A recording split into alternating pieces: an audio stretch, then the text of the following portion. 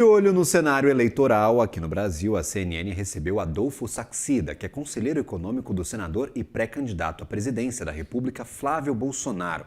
Ele é ex-ministro de Minas e Energia. Avalia que o cenário econômico do país e também a disputa das eleições aqui no Brasil. Para ele, o maior desafio do próximo governo não é o fiscal, que pode se resolver a curto prazo. Vamos ouvir. Não há oposição entre lado fiscal e programa social, é justamente o contrário. O lado fiscal e programas sociais caminham juntos. Uma das melhores políticas econômicas e para a população mais pobre é você ter um lado fiscal consolidado, porque com o lado fiscal consolidado sobra dinheiro para você investir em programas sociais, você reduz a inflação é a grande inimiga da população mais pobre. Então eu acho que não existe isso que você falou, tem o lado fiscal e tem o lado social. Não, ambos caminham juntos, lado fiscal e social caminham juntos. E aqui eu vou deixar claro, o maior desafio do próximo governo não é fiscal. Uma equipe econômica experiente, em 1 ano e meio, resolve o lado fiscal. Nós não vamos virar Suíça, mas você coloca a casa em ordem, começa uma trajetória responsável e descendente da relação dívida-PIB, tudo certinho. O grande desafio do próximo governo é a revolução tecnológica que se avizinha, disparada pela inteligência artificial. Agora, talvez eu não sei se me sinto tranquilo ou preocupado em relação a essas avaliações. Nossa editora e analista de economia, Lucinda Pinto, está aqui conosco, participou dessa entrevista com o ex-ministro. Lucinda, percepção do mercado que o fiscal que é o mais preocupante neste momento. Não é a visão do Saxida e deste plano que está sendo desenvolvido para a economia brasileira. A gente pode ficar tranquilo porque o fiscal vai se resolver rápido ou preocupado porque não tem talvez esse senso de urgência entre os candidatos de que a questão fiscal é um problema brasileiro. Seja bem-vinda à nossa programação. Boa tarde. Boa tarde, Gabriel. Muito obrigada. Boa tarde a todos. Olha, claro que a revolução tecnológica vai mudar tudo e é claro que a gente está no meio de um processo de profunda transformação e é claro que a gente tem que olhar para isso. Só que a gente está falando de juro real de 8% ao ano. Então, realmente, o fiscal é um grande problema. E me surpreendeu essa posição, esse posicionamento de olhar para o fiscal como algo fácil de ser resolvido. Em 1 ano e meio, a gente resolver essa situação fiscal. Então, no fim das contas, Gabriel, a sensação que eu tive é que realmente nenhum dos dois lados, né, nem o governo Lula e nem... Veja, até fazer aqui o primeiro disclaimer, o Saxida fez questão de dizer que ele não é quem está coordenando a proposta econômica do governo Bolsonaro, Flávio Bolsonaro, que ele tem ali um projeto que está sendo elaborado junto com outros economistas que poderia ser proposto para quem quer que ganhasse a eleição. Ao mesmo tempo, ele disse que ele é eleitor do Flávio Bolsonaro, ele fez questão de declarar, então ele não estaria falando como o representante de uma futura equipe econômica de Flávio Bolsonaro. Seja como for, em alguns momentos dessa entrevista, se a gente observar, ele diz, ele fala como um futuro ministro, ele diz, eu farei, eu vou propor, eu vou mudar. Então, aqui um pouco para explicar o que a gente está falando, ele não está falando como o líder dessa equipe econômica, mas em algum momento fica um pouco esse sinal, né, essa mensagem. Seja como for, ele então diz que é fácil resolver o problema fiscal, que em 1 ano e meio a gente vai resolver, mas ele não apresentou nada muito concreto. Então, que gastos serão cortados, ele traz ali essa afirmação de que é preciso criar uma nova âncora fiscal, que precisa ser baseada na relação dívida-PIB, não apenas no limite para gastos. Ele diz que pode ter ali um gatilho, né? Gatilhos a serem acionados a depender da evolução de gastos, mas que a meta a ser perseguida precisaria ser a relação dívida-PIB.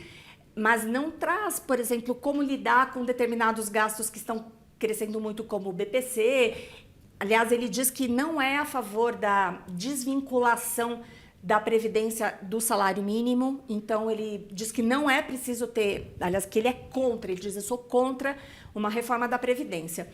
Então, no fim das contas, que eu senti do Saxedin, que não falou ali de novo em nome do Flávio Bolsonaro, mas seja como for, é visto pelo mercado como alguém que irá, sim, aconselhar esse candidato. Ao menos influenciar essas pautas econômicas que vão ser tratadas no próximo governo. Exatamente. Mesmo que não coordenando diretamente, mas é um nome forte que tem uma certa influência, né, uma eventual equipe que será formada por Flávio. Isso mesmo. E ele evitou fazer qualquer afirmação categórica ou impopular. Então, assim como a gente tem visto o Flávio Bolsonaro fazer, de negar medidas azedas, né, amargas para a economia. Então, por causa da campanha, a gente entende que os candidatos fazem isso, mas deixam essa missão para aqueles que vão falar junto ao mercado, mas o Saxedin evitou também assumir compromissos com medidas mais impopulares. Agora, Lucinda, a gente vai... Agora que a Copa do Mundo acabou, o tema central brasileiro vai ser discutir eleição a partir de agora até, eventualmente, novembro. Então, o Brasil foi eliminado precocemente e esse tema vai voltar ao público, aí vai ser debatido em todos os lugares. Apesar de ser um dos nossos principais problemas, a questão fiscal, dá para a gente nutrir alguma expectativa de que ela vai estar presente nos debates, vai estar presente nas interações entre os candidatos? Ou isso vai ser discutido aqui por mim, por você, por quem está nos assistindo e não vai entrar na pauta da eleição em 2026? Olha, a impressão que a gente fica ouvindo, né, e acompanhando aqui as narrativas, os discursos, é de que isso vai ser discutido a portas fechadas nos contatos que as pessoas que estão fazendo os projetos econômicos dos candidatos farão com o mercado financeiro, que publicamente, provavelmente, esses compromissos não serão assumidos, que a discussão vai ficar mesmo em torno de outras pautas, e pautas importantes também, segurança, educação e talvez até promessas a ver com questões de assistência social, como, aliás, o Saxida falou isso, que ele defende um programa de renda mínima, que os projetos sociais precisam ser mantidos. Ele não entrou em detalhes específicos sobre Bolsa Família, mas ele, ao contrário do que se imaginaria, né, para alguém que está defendendo um ajuste fiscal, ele não falou que é preciso fazer algum tipo de contenção de gastos nessa área. Então, a impressão que a gente fica, Gabriel, é que esse debate talvez não seja feito com a sociedade, o que não é uma boa notícia. A gente sabe o quão impopular é qualquer medida de ajuste fiscal, mas a gente sabe que, no fim das contas, é preciso ter a validação do voto para que determinadas ações, né, determinadas posturas sejam adotadas. No entanto, parece que essa discussão vai se dar mesmo a portas fechadas com a Faria Lima. Perfeito. E é a Faria Lima que compra e vende essas dívidas aí do governo, está aproveitando aí umas taxas altas, está até pedindo mais taxa para financiar o Tesouro Nacional Brasileiro. Tem alguma expectativa da Faria Lima nas conversas que você tem com o mercado, com gestores, com economistas, de que isso seja tema ou vai ser frustração? A Faria Lima já está meio que por dentro que fiscal não vai aparecer na eleição, que eles vão tentar descobrir que estes traders, estes gestores de renda fixa vão tentar descobrir o que vai ser do fiscal no ano que vem. Como é que está essa relação? Eles estão preparados para que isso não seja tema na eleição?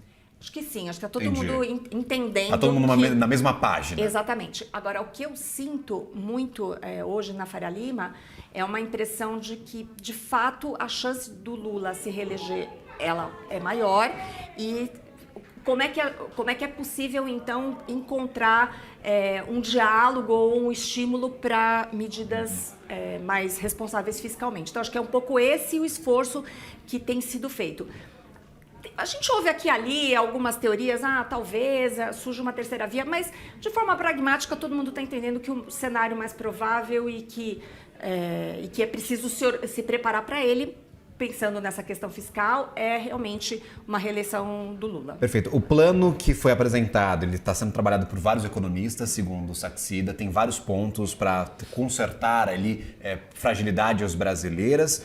Pelo menos é o que ele traz e apresenta nesse plano. Ele diz que esse plano está muito baseado em medidas microeconômicas, que são coisas bastante importantes, né? Realmente fazem muita diferença. Então, ele fala de regras para oferecer garantias mais consistentes para crédito, que isso facilitaria bastante.